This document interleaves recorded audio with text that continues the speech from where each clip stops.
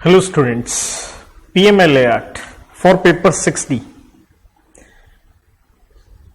Case laws के ऊपर हम बात करेंगे। जो इंस्टीट्यूट की बुकलेट है significant case laws.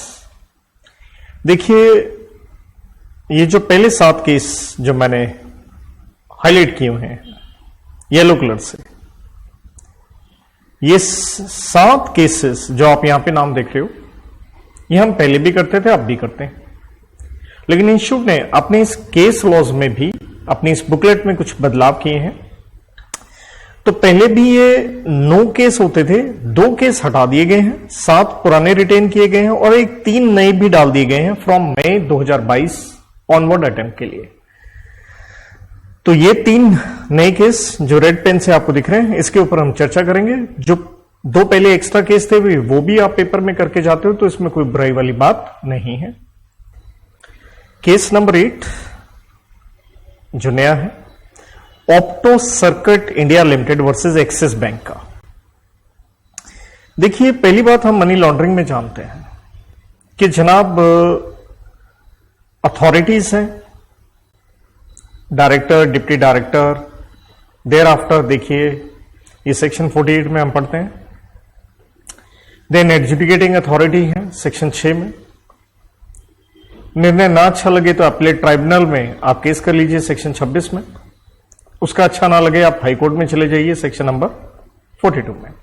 And obviously criminal matters को हैंडल करने के लिए क्या है, जहां आपको सेक्शन 4 में जेल वगैरह में भेजना है, तो ऑब्वियसली हमारे पास है स्पेशल कोर्ट, जिसके ऊपर आप सेक्शन 43 से 47 में पढ़ते हैं। तो आप केस को देखिए, ये केस कहां जाता है, सुप्रीम कोर्ट में। तो प्रश्न ये है सुप्रीम कोर्ट की पावर इस एक्ट में कहां से आ गई। देखिए सुप्रीम कोर्ट में जाना हर किसी का एक कॉन्स्टिट्यूशनल राइट है, आप जा सकते हो। तो ये सुप्रीम कोर्ट में ये एक अपील की जाती है, तो ये एक स्पेशल लीव पिटीशन है, क्योंकि आपके जहां आपके राइट्स आपको लगता है सप्रेस किए गए हैं, आप जा सकते हैं। फैक्ट्स ये है, एपिलेंट जो अपील करता है उसे एपिलेंट कहते हैं हम। Is before this court assailing the order passed by high court of Karnataka. तो दैट मीन्स आप हाई कोर्ट के ऑर्डर के खिलाफ यहां सुप्रीम कोर्ट में आए हैं। कर्नाटका हाई कोर्ट ने डिस्पोज करी हैं 2 रिट पिटीशन। रिट पिटीशन का मतलब है obviously high court upper court होगी, तो ये एक ऑर्डर है by higher court. Obviously order किसको होगा, उससे नीचे वाली लोअर कोर्ट को। तो लोअर कोर्ट के खिलाफ आप क्या डालते हो, रिट पिटीशन डालते हो, ऊपर वाली कोर्ट में यूं भी कह सकते हैं आप। तो कहता है डिस्पोज करी है, but the consideration herein relates to the issue raised in writ petition number this which was filed before the high court by the appellant herein raising the issue relating to freezing of their bank account। तो देखिए freezing of bank account हम पढ़ते हैं section number 17 के अंदर, जो chapter number 5 के अंदर आता है कि आपका अकाउंट फ्रीज किया गया है। कहते जब आपने ये SLP स्पेशल लीव पिटीशन आपने डाली है, क्योंकि आप सुप्रीम कोर्ट में गए हैं, जिसे हम कहते हैं अपेक्स कोर्ट, तो ये लिस्ट होती है फॉर एडमिशन वहां सुनवाई के लिए। The learned senior council for the appellate, तो जिसने अपील की है उनके वकील साहब, while assailing the order passed by High Court inter alia contended कि जो फ्रीजिंग हुई है बैंक अकाउंट्स जो एपिलेंट है उनकी कंपनी का, इससे प्रेजुडिस मींस नुकसान हुआ है, नेचुरल है, किसको हुआ है, एपिलेंट को हुआ है। In so much as the amount in the account which belongs to the appellant is made unavailable to them. Obviously freeze हो गया तो पैसा तो इनको मिलेगा नहीं, जिस वजह से बहुत सारी legal payment, statutory compulsory payment जो अथॉरिटीज को करनी है वेरियस इनेक्टमेंट्स एक्ट के अंदर, विदहेल्ड रोक दी गई है, क्योंकि पैसा नहीं है, ना ही हम तनख्वाह वगैरह दे पा रहे हैं एम्प्लॉयज को। तो इससे रिलेटेड आपने SLP डायल की है सुप्रीम कोर्ट में कि चलिए साहब फ्रीज किया गया है बैंक अकाउंट, चलेगा, लेकिन जो सरकारी ड्यूज है, तनख्वाह देनी है, वो तो पैसे निकालने दीजिए ना, इसके लिए आप कोर्ट में गए हैं। In that background, this court, though had not found any reason to interfere, तो सुप्रीम कोर्ट ने कहा देखिए हमें तो कोई रीजन लगता नहीं कि हम इंटरफेयर करें किसमें, जो प्रोसीडिंग्स हो रही है मनी लॉन्ड्रिंग एक्ट के अंदर However, limited the scope of consideration in this appeal on the issue of defreezing. तो सुप्रीम कोर्ट ने कहा चलिए हम अपना स्कोप लिमिट करते हैं सिर्फ कहां तक, क्या अकाउंट जो फ्रीज किया उसे डीफ्रीज करें या नहीं, ताकि ये स्टैट्यूटरी पेमेंट्स की जा सकें। इन दैट व्यू इससे रिलेटेड नोटिस जारी किया रिस्पोंडेंट जिसके खिलाफ आपने अपील करी है। तो आपने उनको नोटिस दिया और तो चलिए अगले पैरे में चलते हैं, बाकी इसमें कुछ नहीं था। The instant appeal arises out of proceedings initiated by, obviously appeal हुई है क्योंकि जो रिस्पोंडेंट नंबर 4 है उससे रिलेटेड है, और क्योंकि ये केस जो चल रहा है सीबीआई के पास चल रहा है फॉर अलेज्ड प्रीडिकेट जिसे हम कहते हैं स्केड्यूल ऑफेंस, जो हम पढ़ के आते हैं 21Y में, जिसको 3 पार्ट में हम डिवाइड करते हैं, पार्ट ABC के अंदर। तो सीबीआई में केस चल रहा है, लेकिन ऑब्वियसली वो किससे रिलेटेड है, स्केड्यूल ऑफेंस से रिलेटेड ही है। In this background the ED जो कि इन्वेस्टिगेटिंग अथॉरिटी है, मनी ट्रेल चेक करना चाहती है, जो भी ये स्केड्यूल ऑफेंस प्रीडिकेट कह लीजिए, एंड प्रिवेंट कि आप लेयरिंग वगैरह करें और बच पाए, तो उससे रिलेटेड ये चीज था। इसलिए आपके अकाउंट्स क्या किए गए थे, उनके द्वारा फ्रीज किए गए थे, जिसपे अब एपेलेंट जो चाहता है कि उसे डीफ्रीज किया जाए। तो जब ये हाईकोर्ट के पास केस था, it is in light that the appellant claiming to be aggrieved before the high court for seeking issue of an appropriate writ to quash the communication issued for debit freezing the account. Obviously आप high court में भी गए थे कि ये इसको cosh means ये order जो दिया गया है इसको कैंसिल किया जा सके। The high court considered the matter in detail में देखा, और काफी कुछ ऑब्वियसली मनी लॉन्ड्रिंग के ऑब्जेक्ट भी उन्होंने देखे, और the permissibility and scope of parallel proceedings under section 3, जहां मनी लॉन्ड्रिंग का डेफिनेशन पढ़ते हैं, और 4 में हम क्या पढ़ते हैं, पेनल्टी मिनिमम 3 साल, मैक्सिमम 7 साल, ड्रग्स में 10 साल एंड फाइन। तो सब कुछ देखने के बाद रीजनिंग जो अडॉप्ट एंड कंक्लूड करी हाईकोर्ट ने, कि भाई हाईकोर्ट ने कहा हम सेटिस्फाइड हैं जो भी यहां कार्रवाई फ्रीज की गई है। तो इसके बाद the consideration to be made in this appeal is therefore limited, जैसे सुप्रीम कोर्ट में केस आया तो उन्होंने आपको लिमिट किया कि हम मनी लॉन्ड्रिंग के इशू में नहीं जाएंगे, सिर्फ हम अपने आप को ये फ्रीजिंग डीफ्रीजिंग इशू पे ही मेंटेन करेंगे, ताकि सरकारी ड्यूज एंड सैलरीज एम्प्लॉयज की दी जा सके। तो इशू यही था कि whether the power available to competent authority money laundering act में has been exercised in the manner as is contemplated, which means provided under PMLA, कि PMLA के हिसाब से कार्रवाई हुई या नहीं हुई। तो यहां पे कोट किया गया rule of law section 2B, जिसके अंदर आप प्रॉपर्टी की डेफिनेशन पढ़ के आते हो क्योंकि फ्रीज कर दी गई। 2W में आप रिकॉर्ड, क्योंकि देखिए जब आप केस का नाम देखते हैं बैंक में इन्वॉल्व है, तो बैंकों वगैरह क्या होते हैं, रिपोर्टिंग एंटिटी, रिकॉर्ड मेंटेन करना है।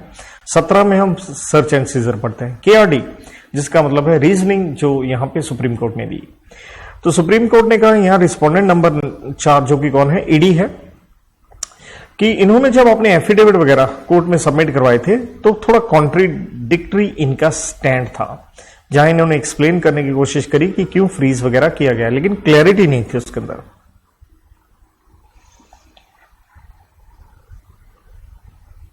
तो इसलिए आप कह रहे हो कि इनको डीफ्रीज वगैरह किया जाए। तो 2 एफिडेविट दिए गए थे, दोनों में थोड़ा थोड़ा कॉन्ट्राडिक्शन आपकी थी। देन नो डाउट हम सेक्शन 71 में पढ़ के आते हैं कि जो अपना PMLA एक्ट है उसका ओवरराइडिंग इफेक्ट है बाकी एक्ट्स के ऊपर।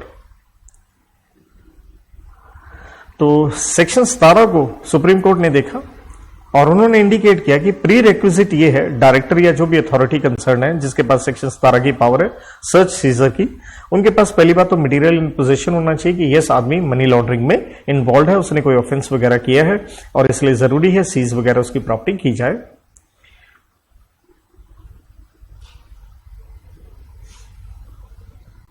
तो इसलिए ये सारी डेफिनेशंस भी जो मैंने 2VW वगैरह सुप्रीम कोर्ट ने देखी कि ऑब्वियसली ऑब्जेक्ट एक्ट का यही है कि बुक किया जाए ऑफेंडर्स को, लेकिन सेफगार्ड भी किए जाए राइट्स ऑफ पर्सन जिन के खिलाफ कार्रवाई हो रही है कि प्रॉपर एक फेयरनेस भी होनी चाहिए।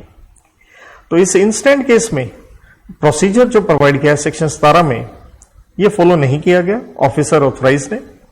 Accept issuing the impugned communication, जिसका मतलब है impugned means order which has been challenged,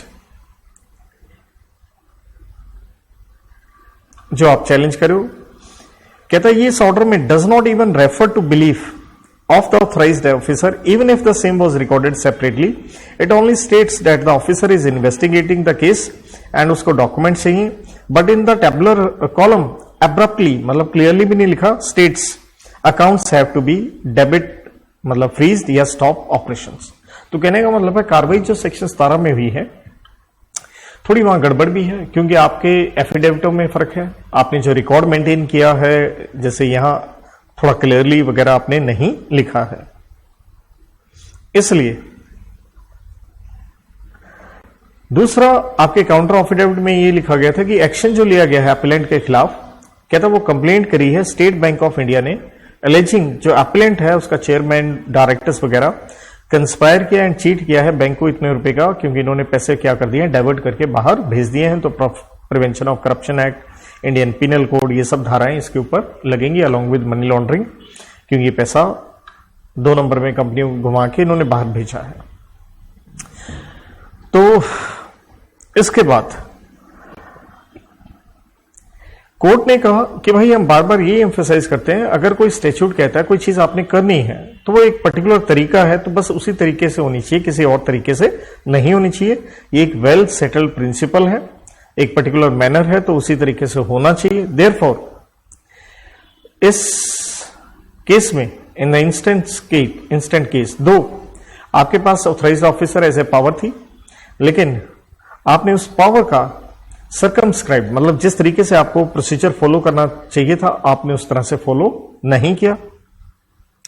इसके अलावा कोर्ट ने यह भी देखा कि जो एप्लेंट है उसके सीए साहब ने एक सर्टिफिकेट जारी किया है कि कंपनी के ड्यूज पेंडिंग है सरकार की तरफ, जैसे provident fund, ESI, income tax, TDS, professional tax, gratuity, LIC, employ deduction, ये वो, इसलिए अकाउंट फ्रीज ना करें, हमें इतना पैसा निकालने दीजिए। अगले ने एक अमाउंट कोट करके दिया है, राइट। तो कंक्लूजन मींस अंत में सुप्रीम कोर्ट ने क्या डिसीजन लिया इसके ऊपर जो अकाउंट फ्रीज हुआ है। सुप्रीम कोर्ट ने कहा जो ऑर्डर जारी किया गया था हम उसे क्वाश का मतलब है कैंसिल करते हैं, जहां आपका अकाउंट डीफ्रीज कर दिया गया था, मतलब राइट फ्रीज कर दिया गया था। इसलिए सुप्रीम कोर्ट ने कहा अब हम उसे क्या करें, डीफ्रीज करें, मतलब पहले फ्रीज कर दिया गया था, अब हम ऑर्डर दे रहे हैं कि ये डीफ्रीज किया जाए। तो कहने का मतलब अकाउंट जो फ्रीज था वो आपके ऊपर जो रोक लगी थी वो हटा दी गई। अगला केस गौतम कुंडू वर्सेस मनोज कुमार, जो कि असिस्टेंट डायरेक्टर हैं, कहां, डायरेक्टोरेट ऑफ इन्फोर्समेंट में, ईडी में। अगेन सुप्रीम कोर्ट में देखिए ये क्रिमिनल अपील जाती है।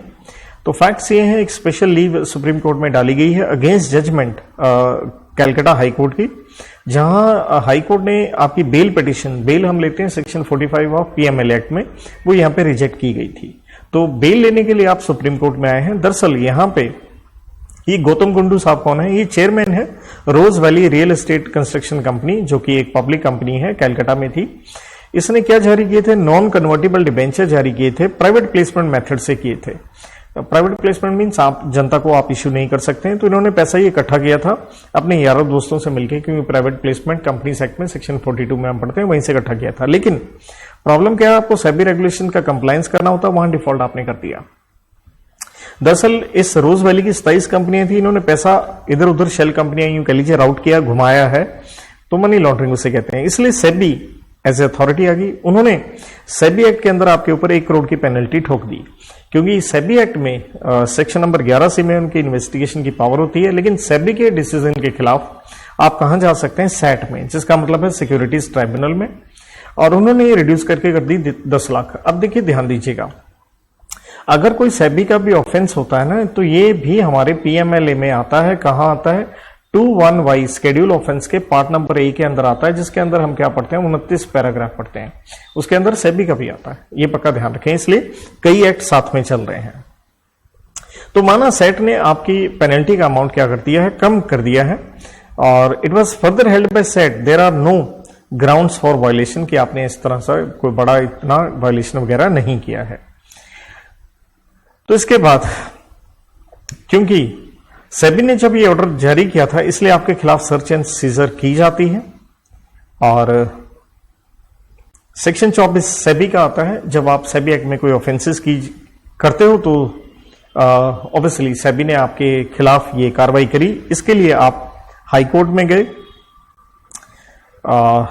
देयर आफ्टर तो कहता ऑर्डर जब चैलेंज किया गया सिक्योरिटीज अपीलेट ट्राइब्यूनल के बाद, तो ऑब्वियसली ट्राइब्यूनल क्या जारी करेगा, कारण बताओ नोटिस, शोकोज नोटिस, जो कि मनी लॉन्ड्रिंग के सेक्शन 8 में जारी किया जाता है। 30 दिन का आपको टाइम होता है अपना रिप्लाई देने के लिए। कहता रोज वैली कंपनी ने एक रिट पिटीशन दायर की है हाई कोर्ट कैलकाटा में इस शो नोटिस के खिलाफ, जो कि हाई कोर्ट के सिंगल जज की कोर्ट थी, उसने डिसमिस कर दिया। तो डिसमिस हो गया। देयर आफ्टर आप कहां चले गए, हाई कोर्ट में ही डिवीजन बेंच, एक से ज्यादा 2 कोर्ट की बेंच में आप चले गए, लेकिन उन्होंने भी डिसमिस कर दिया और कहा कि आपको पेश होना पड़ेगा एडजुडिकेटिंग अथॉरिटी के आगे, सेक्शन 8 के आगे आप जाइए और ये इंक्वायरी फेस कीजिए। तो भाई सेशन कोर्ट, ईडी वालों ने सेशन कोर्ट, क्योंकि देखिए स्पेशल कोर्ट सेशन कोर्ट होती है, वही आपको जेल में ठोकेगी। तो रिस्पोंडेंट जिसका मतलब है ईडी वाले, उन्होंने सेक्शन 4 की आपको पनिशमेंट होनी चाहिए, आपके खिलाफ केस दायर कर दिया। नो डाउट अभी तक आपके खिलाफ कोई ऑफेंस ढंग से अभी तक प्रॉपर नहीं बनाया गया है, क्योंकि इन्वेस्टिगेशन चल रही है, लेकिन इसको अरेस्ट कर लिया गया है, तो नेचुरल है बेल नहीं मिली, उस बेल के चक्कर में सुप्रीम कोर्ट तक पहुंचा है। तो होता क्या है, आपने एक फ्रेश बेल एप्लीकेशन दी है, हाई कोर्ट के अंदर दी है, और हाई कोर्ट ने इसे क्या कर दिया है, रिजेक्ट कर दिया है। माना हाई कोर्ट ने कहा कि अभी तक कोई ऑर्डर कॉम्पिटेंट कोर्ट ने, जैसे सेशन कोर्ट ने आपके खिलाफ नहीं दिया, अभी तक ऐसा कोई केस आपके खिलाफ नहीं बनाया गया है, क्योंकि अभी एक तरह से सस्पिशन इन्वेस्टिगेशन चल रहा है, लेकिन कोर्ट ने कहा कि हम आपको यहां पे बेल नहीं देंगे। इससे नाखुश होकर, एग्रीव्ड होकर के आप दिस कोर्ट, जिसका मतलब है सुप्रीम कोर्ट में आए हैं।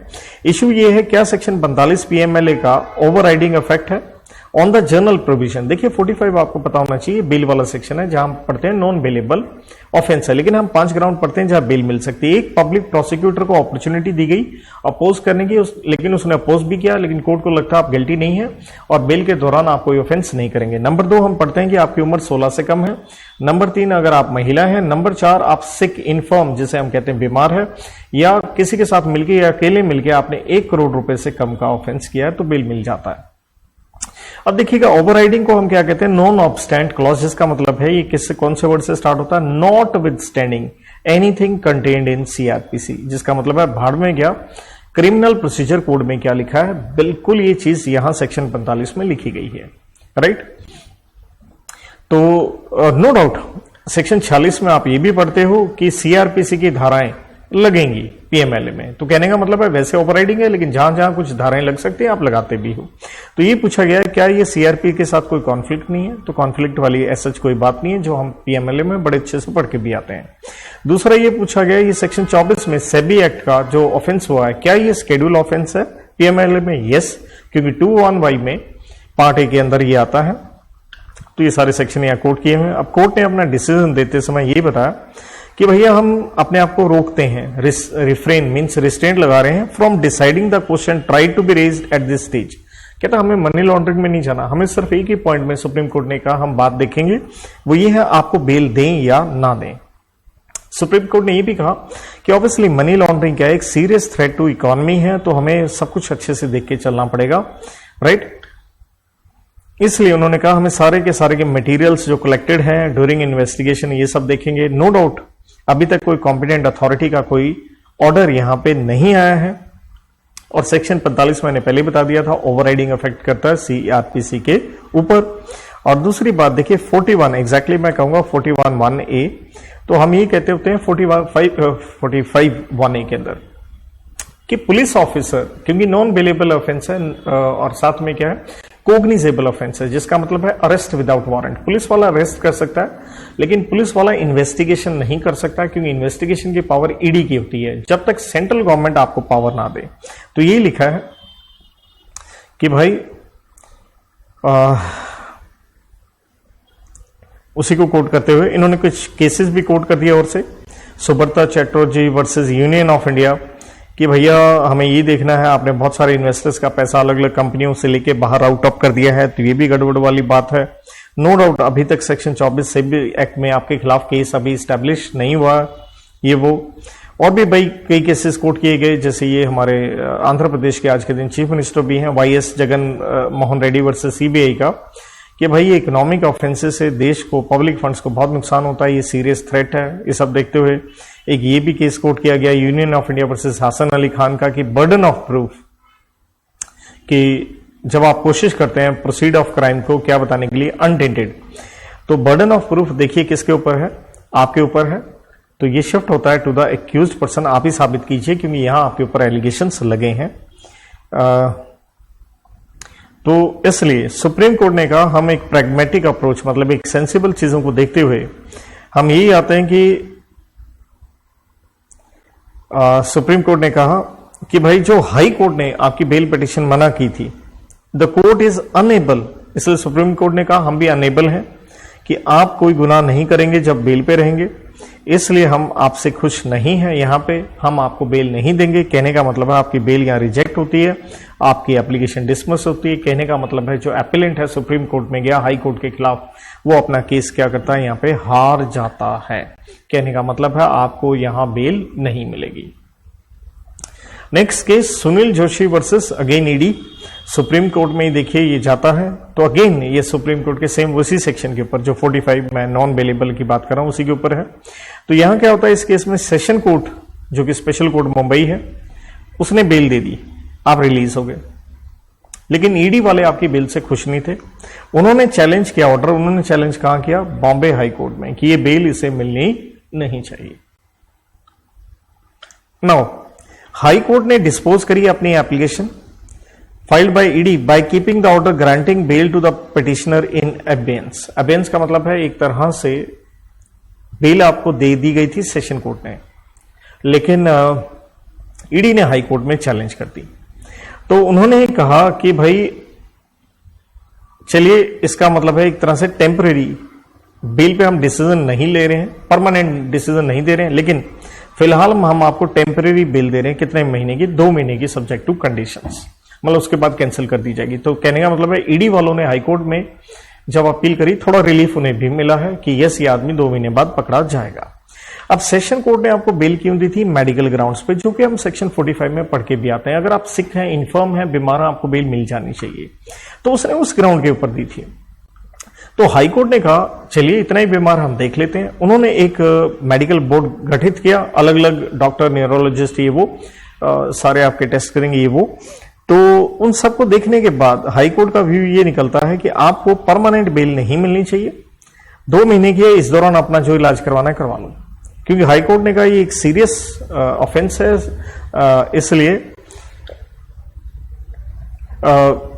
हम नहीं देंगे। लेकिन अब आप सुप्रीम कोर्ट में क्यों गए, क्योंकि एपिलेंट ये कहता है कि हाई कोर्ट ने गलत किया हमें परमानेंट बेल ना देते हुए। क्यों, क्योंकि सेक्शन 45 में जो हमें सेशन कोर्ट ने बेल दी है बिल्कुल ठीक दी है, क्योंकि सेक्शन 45 में लिखा है बीमार हो बेल मिल जाएगी। तो हाई कोर्ट गलत है यहां पे, तो कि जैसे सिक है उसको बेल मिल जानी चाहिए बिना किसी रिस्ट्रिक्शन के, यही लिखा है सेक्शन 45 के अंदर।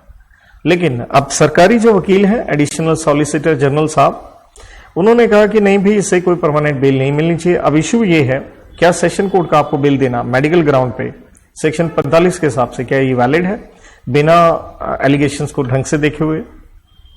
तो सुप्रीम कोर्ट ने अपने डिसीजन में कहा नहीं, हाई कोर्ट ने कोई गलती यहां पे नहीं की है।